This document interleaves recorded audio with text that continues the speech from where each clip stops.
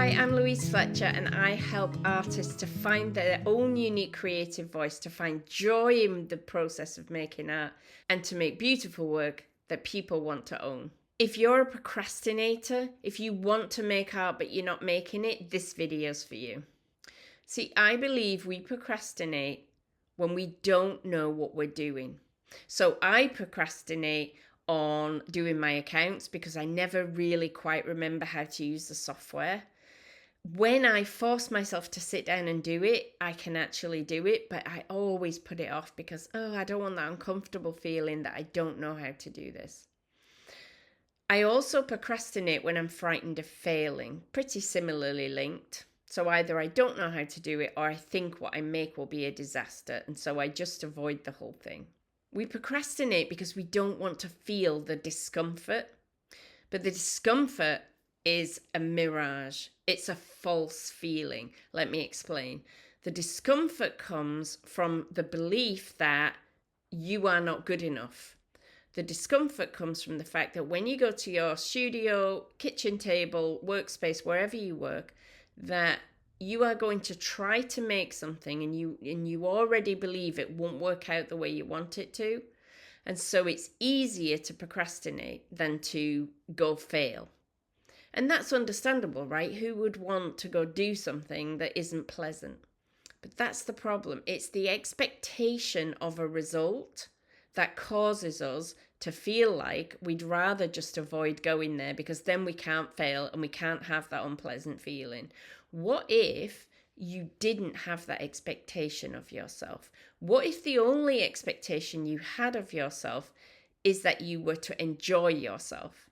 So if I said to you, let's say your favorite thing in the world is eating ice cream. If I were to say to you, let's go to this fabulous ice cream shop I know where they make the best homemade ice cream. We can go now, or we could delay, put it off and see how we feel and keep asking ourselves, do you want to procrastinate or do you want to go now? You'd say, I want to go now. No need to procrastinate. I really want to go.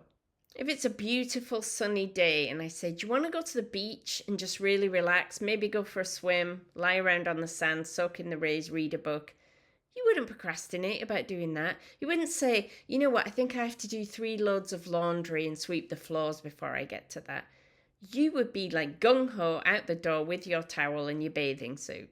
We procrastinate about things we think are going to be unpleasant. If you make art making fun, you won't procrastinate about it. The opposite, people won't be able to drag you out of your workspace to get back to the boring reality of chores and everyday life. And how you make it fun is you stop expecting anything other than fun out of the process. And ironically and brilliantly, what happens when you stop expecting results is you start getting results. It's really annoying in a way that it works that way, but once you understand it, it's brilliant. All you have to do is find what you most enjoy doing and do more of that. And notice what you don't like doing and stop doing that. So let's say that you've discovered that you're not really that happy when you're painting with acrylics. But once you get some black Indian ink, some water and some absorbent paper, you can be occupied happily for hours just putting ink down and seeing what happens.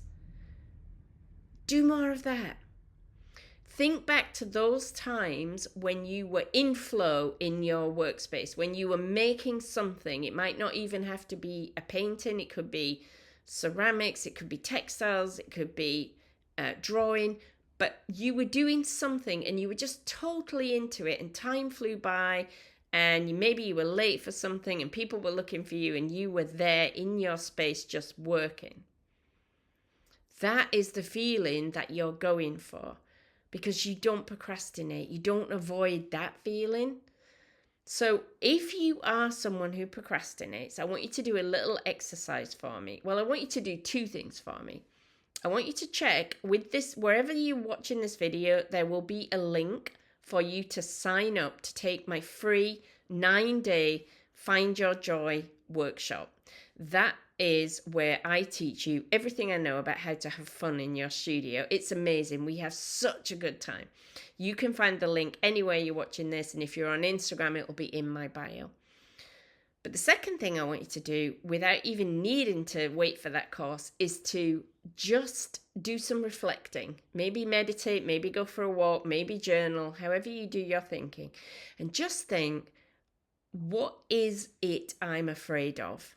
What actually am I avoiding? What is the experience I'm avoiding by avoiding making my art? Is it disappointment in the result? You might find it's that you're avoiding the studio because you don't know what to do when you get there. And by studio, I mean anywhere where you do your artwork. You might find you're avoiding it because you're disappointed with the results. But whatever you find, there will be a reason, or maybe more than one. Once you understand knowledge is power, now you know why you're avoiding and you can solve the problem. If the problem is you don't know what to do when you get there, set yourself an assignment. There's lots and lots of videos and things you can find on YouTube where artists have got different exercises that you can do. Pick one and do that. See if you like it. If you like it, keep going. If you don't, pick another one.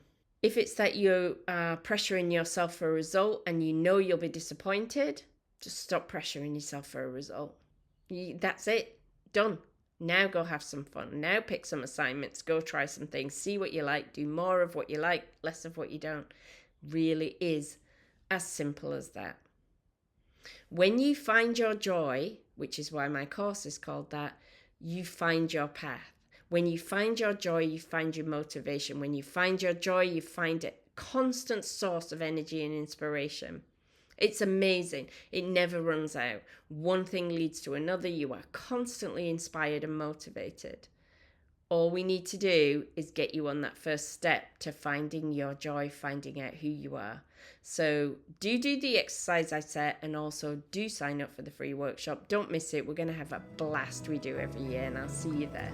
Bye-bye.